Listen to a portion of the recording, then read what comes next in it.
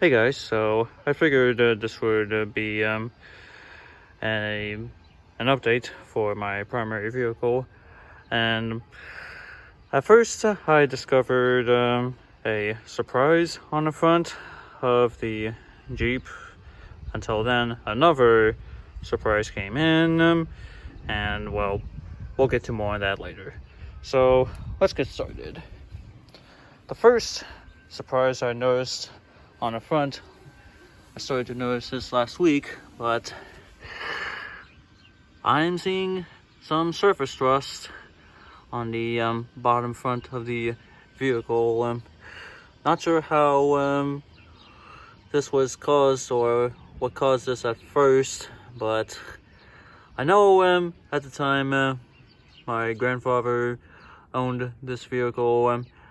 He would always tow stuff, whether it be and drive the tow hitch on the back, or he would basically pull stuff in reverse using these two towing hooks or something. I know that all I know is that he's been using this Jeep going on certain road trips, whether it be in the summer or winter time, from Washington State to Arizona. I'm not sure if I first, or if this rust was looked over earlier. At the time my parents first picked it up following my grandfather's death. But as far as I know, the only time I first noticed this surface rust was last week.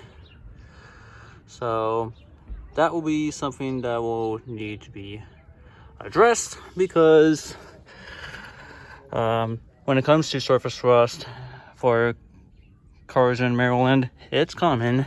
And in fact, there's a little more on the bottom front too. I don't see any other rusted areas underneath the vehicle, so it's probably just only the bottom front that will need to be addressed. So that's the first surprise. The second surprise is that an old friend of mine came on the dash, and that friend is the check engine light. Yeah. To summarize what happened with this check engine light thing, I know last Friday my mom took this Jeep over to a 7-Eleven, fueled it up, and then the next day my brother took said Jeep for a job site up in Reisterstown, up in Baltimore County, and he told me that whenever he got the tachometer up to 2,000 RPM, that was whenever the check engine light came on. It probably got to a point where there was trash in the fuel cap. Upon fueling up at the 7-Eleven, can't be too sure. I'm basically only making theory statements. That's basically what I've been trying to put the pieces of the puzzle together. And so now today I took the vehicle for an errand or two, and then I did this trick where you take the key and without starting the vehicle, you switch to on, off, on, to off, and on. And while the lights would display on the dash, the reading right underneath the tachometer only showed 6 dashes. There was no P0128, there was no P0456 or any of the codes. No codes at all, just 6 dashes. And then after a couple seconds, the vehicle said done, and that was it. So, to try and summarize the solution to fix whatever causing this check engine light thing to go off, I know that the engine coolant problem had been addressed following the recent oil change. The battery was replaced last year, and then